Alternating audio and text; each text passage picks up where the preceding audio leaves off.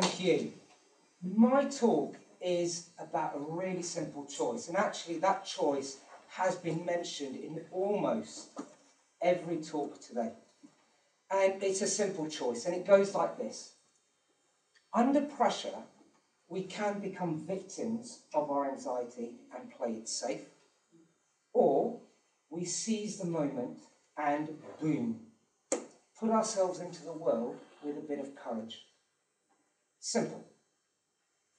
In theory, because it's not like that in reality. And as a psychologist, I have been fascinated by that question. What does it take to do the boom? It's intrigued me for over 20 years. And what I want to share with you are some of the lessons I've learned from the many people I've worked with on the boom. And I want the talk to be practical, so I really hope that the lessons I share provoke your thinking about how you dare yourself with a little bit more skill. My first tip is to see courage as a choice, and for me, this is where it all starts. A great example of this is somebody who I have a huge amount of admiration for, and his name's Milo. Milo was somebody I met when he was 20, and I met him when he had a decision on his plate. He'd worked in a warehouse for a year, and they'd offered him a position as a team leader, which was great news, but for Milo, it came with a problem. And he put it to me like this: I can't lead nothing. That's as simple as he put it to me.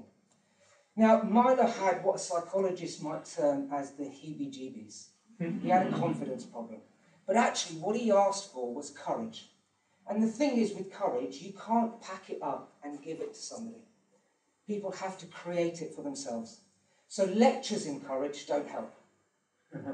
Questions do. Yeah? So the question I asked Milo was this: Milo, when in your life have you had to face fear and create courage? And his story blew me away, but I can only give you a shortened version of it. His story related to a time when he'd been in care. And Milo had been in care till he was 16. And in one particular care home, he broke out no less than 6 times. And a breakout involved something like climbing out of a window at night, down a drain pipe, and out into the streets of London. And those breakouts got Milo into a lot of trouble. But for him, it was a price worth paying. Because what he was up to, he was going to check and see if his sister was safe. She's 4 years younger, and she's in a separate care home. What Milo came to realise as we were talking was that his courage at that time had come from choice. He so could have played it safe and stayed well out of trouble. But he chose to risk himself and protect his sister. The bigger dawning, though, on Milo was that choice was back. With this job offer, he could play it safe and hold on to the label that he'd given himself. That of being a nothing, a nobody. I can't lead nothing. His label, safe, no change. The other choice was to boom, to seize the moment and go and chase a new label, and maybe one with the word leader written on it. And that's what Milo did. 3 years on, he's gone on to bigger things, but his starting point, his breakthrough, was to see courage as a choice. And when you see courage as a choice, it becomes accessible to you, despite your social class, your genetics, your colour, your creed. It becomes an attitude, and it becomes an attitude that you own. For Milo, that was really powerful. But choice comes with questions. Why should I show courage?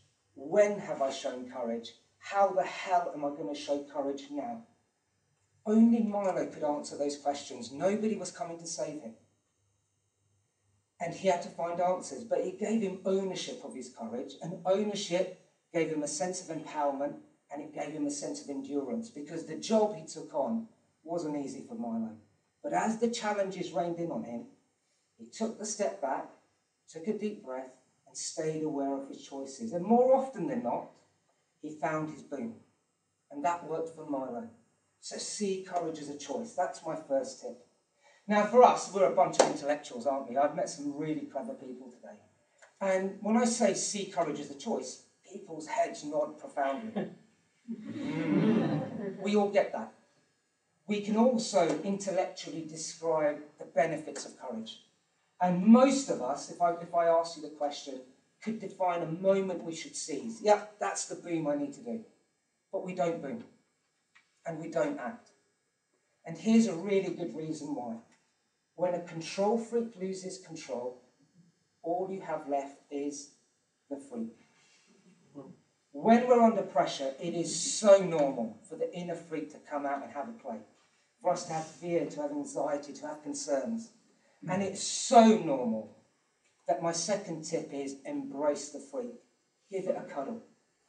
I'm standing here right now, and I'm having to handle quite a few freaks in my head. They're all whizzing away there. I've got a freak alarm going because I desperately want this talk to be perfect, as I did it to my pillows in my bedroom. But you know what? Here, it's different. There's that spotlight, there's faces, some are grimacing, some are smiling, some, I'm looking for people looking on their BlackBerries, that's not happened yet. But there's a freak alarm going off in my head. I've missed messages already. I've mixed up messages already. I can feel stutters coming on. You're not in my bedroom and you're not a bunch of pillows. This is different. I have to accept that. I have to accept that not everyone's going to agree with what I have to say. I have to accept that I may well be the biggest internet flop in TED history. It's a possibility.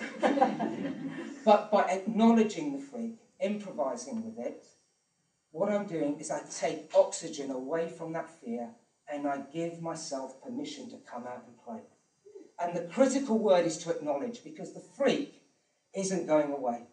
You can't get rid of it, no matter what a positive psychologist tells you. It's there. So to acknowledge it is to hear it. It's to say, what have you got to tell me? If it's useful, use it. And focus back on performance. The other word is to act on your freak, and that's to act on your fears, and that's to play it safe. That's different. If you're going to boom, it's about acknowledge. The most wonderful way I've heard Embrace the Freak put to me is by Benjamin Zander. Inspiring TED speaker. If you've not heard him, go Google him. And he has a really simple suggestion. When the freak comes out to play, which is constantly, no matter who you are, I work from generals to Olympic athletes to youth offenders, the freak is there. Oh.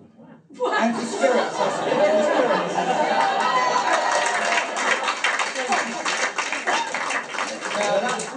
The freak is here. You win. My wife always said I had a presence.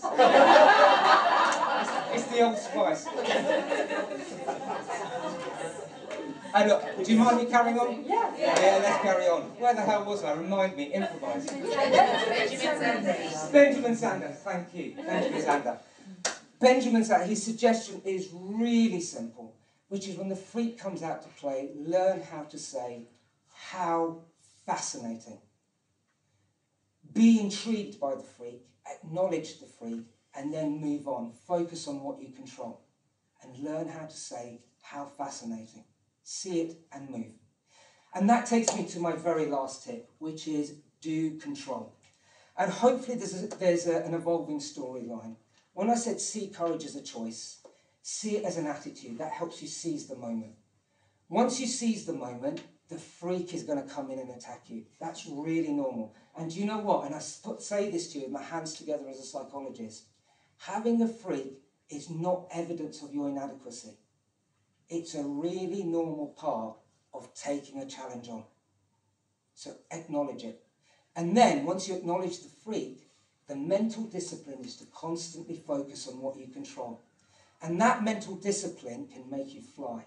And a really inspiring story of that is Marion. Marion was somebody that I met when she was 6 months into a promotion.